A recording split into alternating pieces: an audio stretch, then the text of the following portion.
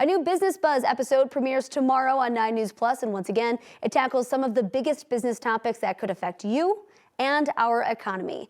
Ed Sealover from the Colorado Chamber of Commerce discusses the big topics with Ryan Frazier this week. He's here now joining me. Thank you so much for being here this morning. Thanks for having me on this morning. So what are we talking about this week? We got 3 topics we're talking about. One is selling alcohol in grocery stores. One is nuclear energy. And a third one is what we call gas shaming. Really relevant because it's a bill that's coming up in committee this week that would require gas sellers, particularly gas stations, to stick a label on their products saying, hey, this causes global warming and air pollutants, and you should know this before you buy it. Definitely a big deal. Let's go through some of the other ones too, alcohol in grocery stores. Yeah, this is a bill that just got signed into law. It actually stops grocery stores from buying the licenses of liquor stores and expanding to sell full spirits in their stores.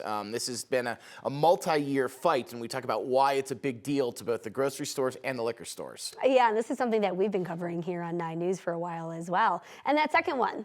Nuclear energy is a big deal. This is a bill has been signed into law that declares nuclear energy as clean energy in Colorado, and that's going to allow nuclear energy producers to get some tax incentives and also some financing that's really going to help them to develop here in the state.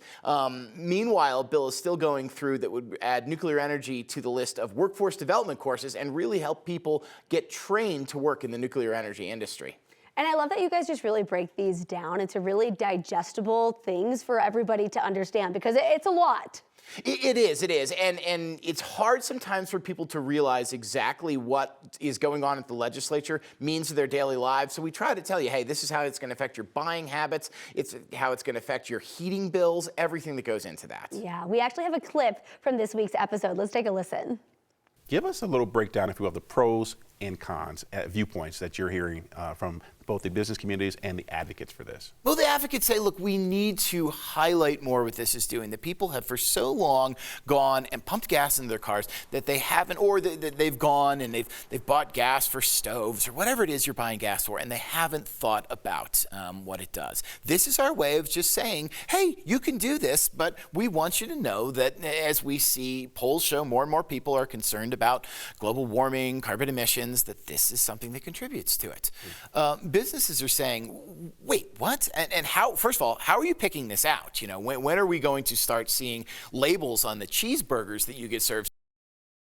So interesting. Ed, is there anything else that we're missing? Is there anything else that we got to cover? People got to know about this episode.